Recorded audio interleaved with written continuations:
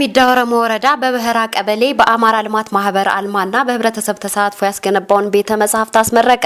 በሰሜን ሸዋ ዞን ሚዳ ወረሞ ወረዳ በበህራ ቀበሌ በአማራ ልማት ማህበር አልማና በህብረተሰብ ተሳትፎ የተገነባው የበህራ አጠቃላይ ሁለተኛ ደረጃ ትምህርት ቤት የቤተ መጻሕፍት ግንባታ ታህሳስ 24 2018 ዓ.ም ተመረቀ።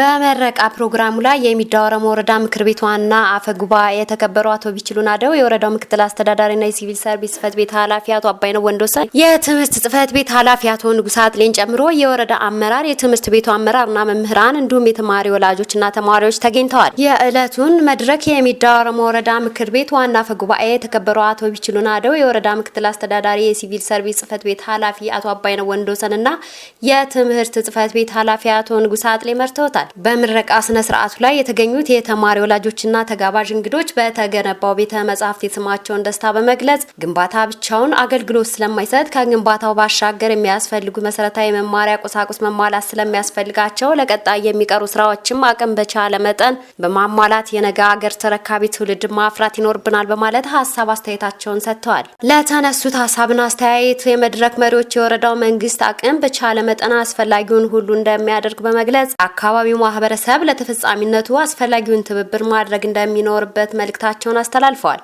በመጨረሻም ለግንባታው መሳካት የበኩላቸውን አስተዋጽኦ ላደረጉ አካላት የምስጋና የምስክር ወረቀት በመስጠት የምረቃ ስነ ስርዓቱ ተጠናቋል።